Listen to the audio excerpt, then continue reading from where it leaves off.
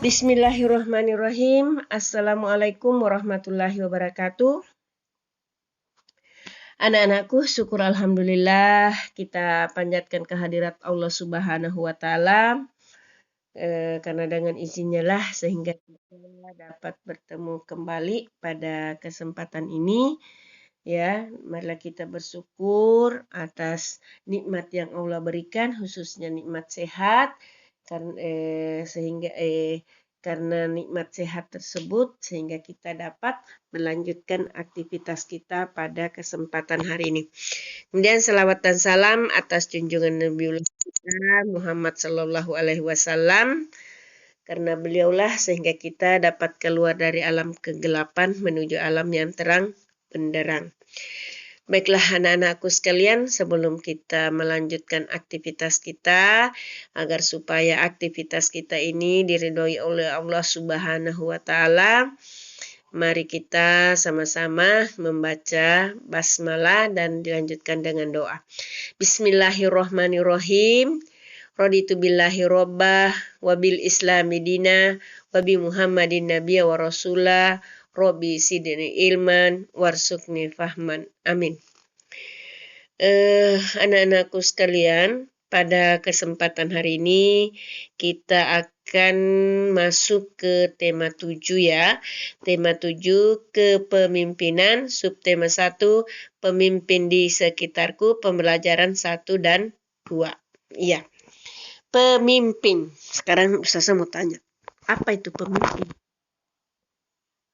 Iya, pemimpin adalah orang yang mengemban tugas dan tanggung jawab untuk memimpin suatu kelompok, ya, organisasi, daerah ataupun memimpin suatu negara, ya, itu adalah pemimpin, ya. Ya, pemimpin. Jadi dia harus bisa memimpin. Ya, bagaimana itu seorang pemimpin? Nah, Ki Hajar Dewantara menyampaikan itu ada 3 sifat yang harus dimiliki oleh seorang pemimpin. Ya, yang pertama yaitu inggarso sang tulodo, yang kedua ingmadya mangungkarso, yang ketiga tuturi handa yani. Apa itu ingmadya? Yaitu di depan dia harus memberikan contoh, kemudian ingmadya, dia di tengah-tengah membangun kemauan, kemudian tuturi handayani, kalau dia berada di belakang harus memberikan dorongan kepada orang-orang atau kelompok ataupun organisasi yang dipimpinnya. Nah, untuk mencapai itu seorang pemimpin harus bisa mempengaruhi orang-orang yang dipimpinnya. Bagaimana cara mempengaruhinya? Salah satu caranya yaitu dengan cara berpidato. Apa itu pidato? Iya, pidato adalah kegiatan berbicara di depan umum. Tujuannya untuk menarik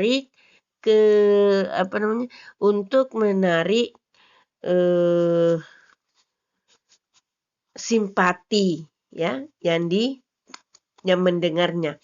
Bagaimana agar supaya orang yang mendengar pidato tersebut simpati? Itu ada beberapa unsur yang harus diperhatikan dalam teks berpidato. Pertama, salam pembuka, kemudian yang kedua pendahuluan, yang ketiga inti, yang keempat penutup, kemudian yang kelima salam penutup. Untuk lebih jelasnya anak-anakku bisa buka halaman 19 ya. Anak-anakku sekalian, dalam berpidato itu bukan hanya masalah politik, masalah negara, masalah pubertas juga bisa kita memberikan pidato, bisa kita jelaskan kepada anak-anak remaja bagaimana itu masa pubertas ya. Nah, yang lalu kita sudah mempelajari tentang perubahan-perubahan yang dialami pada masa pubertas, khususnya masalah fisik ya atau sekunder itu ya. Nah, di sini bagaimana cara menyikapinya? Nah, di situ ada 3 ya.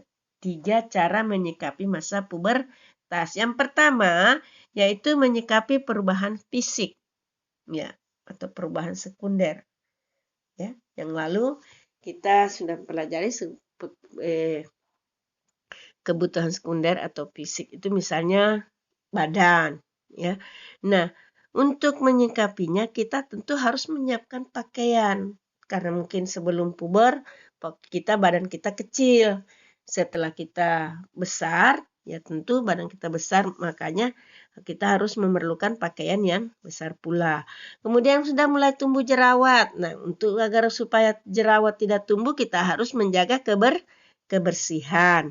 Kemudian untuk yang kedua, cara menyikapi perubahan psikologis ya dalam tubuh. Ya, kita harus selalu berkomunikasi dengan orang tua. Misalnya kalau perempuan mungkin dengan mamanya atau ibunya. Kalau laki-laki tentu dengan bapaknya banyak. Ya. Kemudian cara menyikapinya dengan perubahan sosial. Ya, bagaimana caranya? Ya, perubahan sosial misalnya kita harus memilih teman. Ya, jangan sampai kita salah pilih teman. Kita harus memilih teman. Ya. Saya kira untuk pertemuan kita pada pagi hari ini, saya kira cukup. Nanti kalau ada yang tidak dimengerti, silahkan ditanyakan. Apabila ada yang salah, saya menjelaskan, mohon maaf. Ya. Mengenai tugasnya untuk kesempatan pada pagi hari ini nanti saya sampaikan ya lewat WA Group.